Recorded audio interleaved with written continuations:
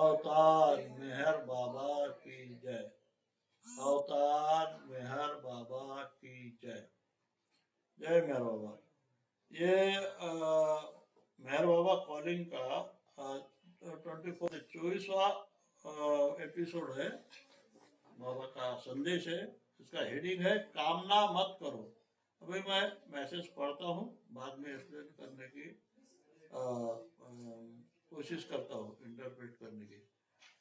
जब तक तुम्हारी कामनाओं की सांस न छूट जाए और तुम अपने स्वयं के प्रति न मर जाओ, तब तक तुम्हें न वास्तविक जीवन की सांस ही आ सकती है और न ही तुम सदैव के लिए जीवित रह सकते हो। उसी वक्त तक तुम दुनिया पर प्रभुत्व स्थापित कर सकते हो जब तक कि दुनिया का कोई भी अंग तुम्हें अपने मोह जाल में उलझाकर तुम पर अपना प्रभुत्व स्थापित न करे। कामनाओं के त्याग का अर्थ संन्यास नहीं है और न ही जीवन के प्रति नकारात्मक भाव है, बल्कि जीवन के विभिन्न पहलुओं से संपर्क रखते हुए भी अपने तीव्र क्रियाकलापों में पूर्णतः अलिप्त रहो। यह कैसे होगा? जबकि तुम्हारी एक आंख तो मासल लुभावनी खुशियों से चिपकी रहे और दूसरी से तुम अनंत आनंद की झलक की कामना करो। इस तरह के विचार केवल असंभव ही नहीं, पर वे बड़े से बड़ा दंभ और कपट है। संदेश समाप्त। अभी आपको पता होगा तो 55 के बाबा के सवास कार्यक्रम जो मेहराबाद में हुआ था, उसमें ये कमांडमेंट दिए है। उसमें एक है निरीच्छ होने के सिवाय और किसी भी बात की इच्छा न करो। तो उससे मिलता जुलता है। उससे क्या होगा, इस पे बाबा ने एक्सप्लेन किया है। जब तक हमारे में इच्छा, हम निरीच्छ होते नहीं, हमारी इच्छा बिल्कुल अपनी एक भी छोटी इच्छा भी जब तक रहती नहीं, और हम फिर इच्छा न होने का मतलब है हम अपने प्रति मर गए। क्या हमारा कोई भी ये नहीं, अस्तित्व नहीं अदर सेंस। जब इच्छा नहीं तो खत्म हो गई सब बात। क्या तो उसको ही अपने प्रति मरना बाबा ने बोला है। तब तक हमें अपने को वास्तविक जीवन की जो बात बाबा करते हैं, अनंत ज्ञान, अनंत शक्ति और अनंत आनंद, या मुक्ति या साक्षात्कार या मोक्ष, ये जो जीवन है वो अपने को समझ में नहीं आ सकता, ना वो हम जी सकते, जो अनंत है, सनातन है, शाश्वत है। और न ही तुम सदैव के लिए जीवित रह सकते हो। यानी उसका मीनिंग ही ये है कि जब साक्षात्कार होता है तो हम हमेशा के लिए जीवंत रहते हैं अनंत आनंद की स्थिति में। क्या और तब हम अपने लिए कोई स्थल नहीं, कोई समय नहीं, सब हमेशा है, और वो भी अनंत आनंद में। ये क्षण के लिए भी दुख क्या चीज है उसको पता चलती नहीं, वो आत्मा की जो अपना सत्य स्वरूप है। क्या तो जब तक इच्छा है तब तक वो हमको मिलना नहीं, वो दिखना नहीं। मुक्ति के बात की क्या अपना अनुभव है वो हमें नहीं आएगा। और बाबा ने बोला हम दुनिया के मालिक तभी होंगे, यानी दुनिया अपनी इसमें आ जाएगी, क्या बोलते हैं, अपने दुनिया अपने को शरण हो जाएगी। दुनिया के हम मालिक बनेंगे, स्वामी बनेंगे, जैसा हम कहेंगे वैसे दुनिया चलेगी। वो कब होगा बोले? प्रभुत्व हमारा दुनिया पे तब स्थापित होगा जब हम दुनिया के जितने भी मोह जाल है, दुनिया की जितनी भी चीजें है, पैसा है, सौंदर्य है, सिनेरी है, शरीर है, शरीर भी झूठा है, वो भी दुनिया का ही अंग है, नाम है, कीर्ति है, बच्चे है, बीबी है, जिसमें हम उलझे हुए हैं, ये जो एनरोलमेंट है उसमें, तो वो जब तक अपने में है, उसको हम त्याग नहीं देते। जब तक उसको त्याग नहीं देते, उससे तब तक अंदर से यानी निरासक्त उसके बारे में होते नहीं, तब तक हम दुनिया पे प्रभुत्व स्थापित कर नहीं सकते। बाबा ने ये भी बोला है कि तीनों भुवनों को जीतना एक बार सही सिंपल है, पूरे दुनिया को ऐसा लड़ाई से जीत लेना सिंपल है, सीधा है, सोपा है, मगर खुद को जीतना बहुत कठिन है। और जिसने अपने अहंकार को जीत लिया वो दुनिया का मालिक हो गए बस। तो इससे मिलता जुलता है कि जब तक छोटी से छोटी चीज में भी अगर अपनी आसक्ति है तो हम दुनिया के मालिक नहीं बन सकते। अब आगे बाबा आगे कहते हैं,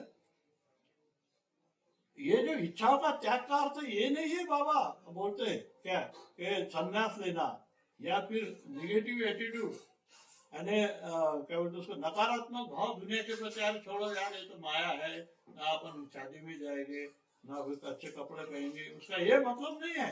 बाबा ने बिल्कुल नहीं बोला ऐसा, ना कभी अच्छे बंगले में नहीं रहेंगे, वो बात नहीं है दुनिया को त्यागने का अर्थ। बाबा ने क्या बोला, बल्कि जीवन के विभिन्न पहलुओं में संपर्क रखते हुए भी अपने तीव्र क्रियाकलाप में पूर्णता अधिकत रहो। यह सबसे महत्व की बात है। सब करो,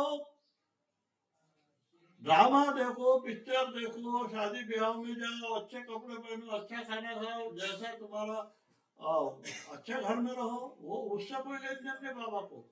या फिर बड़े से बड़े तुम क्या बोलते नामांकित व्यक्ति, पर्सनैलिटी हो जाते हो, वो भी हो, उसमें कोई बात नहीं। अब जो रुपए कमाओ उसमें भी कोई बात नहीं। ईमानदारी से बाबा ने बोला है, sweat and sweat and sweat, तुम्हारे पसीना बहा के या फिर ईमानदारी से तुम कमाई कर सकते हो बहुत, मगर उसका ये बाबा ने बोला उसका विनियोग अच्छा होना चाहिए। ये नहीं कि जमा करके रख दिए और मर गए, या फिर दूसरे अपने अपने ही लिए उसको उपयोग में लाए। वो उसका बाबा का मीनिंग ये है कि उसका सही उपयोग करोगे तो कुछ परमार्थ करो, लोगों के लिए भी काम में आने को होना पैसा, कुछ भगवान के कार्य में लगना चाहिए, ऐसा उसका मीनिंग है। यानी वो जिसको नीडी पर्सन है, जो वो सारे गरीब कुछ ऐसे रिलेटिव है, दोस्त है, उनको कुछ तुम्हारे अर्जेंट पैसे का काम है, वो उनके लड़की की शादी नहीं हो रही, तो ऐसे इसमें तुम वो पैसा खर्चा करो, इसका बाबा का मतलब ये है। और तो वो केस में तुम सबसे और तुम अपने कांटेक्ट में रह सकते हो दुनिया के हर चीज में, मगर उसकी कंडीशन है कि ये सब क्रियाकलाप करते हुए अंदर से, आंतरिक तौर से हम पूर्णतः अलिप्त रहे। अबोबा जी हमको हमेशा एक शेर बोलते थे, दुनिया में कैसा रहो, बोले दुनिया में रहता हूँ, दुनिया का नहीं हूँ, बाजार से गुजरता हूँ, खरीदार नहीं। ऐसा ऐसा आसक्ति काय में नहीं, हम सब कर रहे, मगर आसक्ति काय में भी नहीं, क्योंकि ये नहीं रहा रात में ओढ़ने के लिए रजे तो मुझे कैसा हो जाएगा, मुझे नींद नहीं आएगी, तो इसका हम मतलब हो गया कि आसक्त हो गए, रजे के सिवा तुमको चलता नहीं। क्या सवेरे उठे बराबर चाय होना, ये भी चाय के तुम आसक्त हो गए, गुलाम हो गए, हैबिट हो गए, है तो भी ठीक, नहीं तो भी ठीक। ये है अलिप्त होना, ये है अलिप्त होना। कोई बात की पिपासा, आकांक्षा, इच्छा तीव्र रखना बोले तो भिखारी रहने के बाद भी तुम आ सकते हो, तुम सन्यासी नहीं बन सकते हो। और सन्यासी भगवे कपड़े पहन के, बड़े बड़े जटा पहन के, बड़े बड़े जटा बढ़ा के भी हम सन्यासी नहीं बन सकते। अगर हमारी इच्छा, बहुत सारी इच्छा है तो मेरा मठ होने को ना, मेरा बड़ा अखाड़ा होने को ना, तो वो सन्यासी नहीं है, वो झूठा सन्यासी है। जबकि राजा जनक कौन थे, राम जी के मतलब ससुर या सीता के पिताजी, वो सदगुरु थे। और सदगुरु तो सब निरासक्त रहता, काम क्रोध मोह लोभ उसमें कुछ भी नहीं रहता। सदगुरु जब बनता है तो फिर भी राजा थे।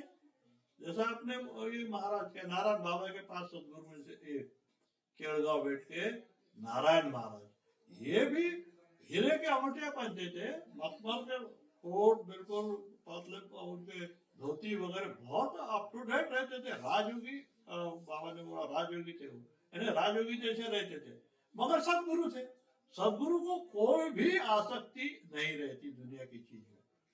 तो ऐसा ऐसा मतलब तुम निरासक्त रहते हो तो तुम दुनिया को जीत सकते हो, यानी दुनिया के तुम मालिक बन सकते हो।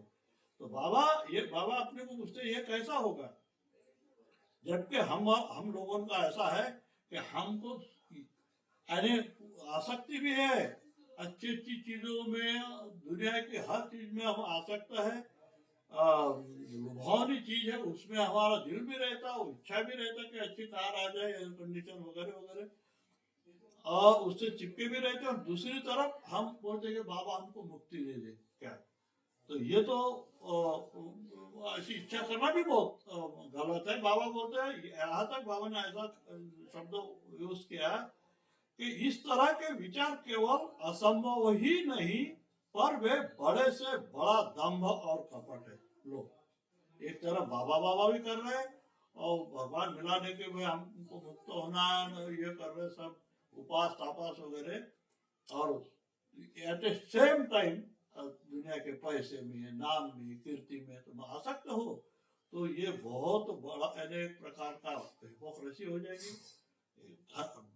दम्भ हो जाएगा, कपट होगा, ऐसा बाबा का कहना। तो ये बाबा के इसमें बाबा प्रेमियों ने, हम लोगों ने एक ही बात ख्याल करना चाहिए, यानी जितना बन सके निरासक्त जीवन जियो, और सब करो, ऐसा कुछ नहीं कि कुछ मत करो, सब करो, मगर निरासक्त जीवन जियो। अवतार मेहर बाबा की जय, अवतार मेहर बाबा की जय, अवतार मेहर बाबा।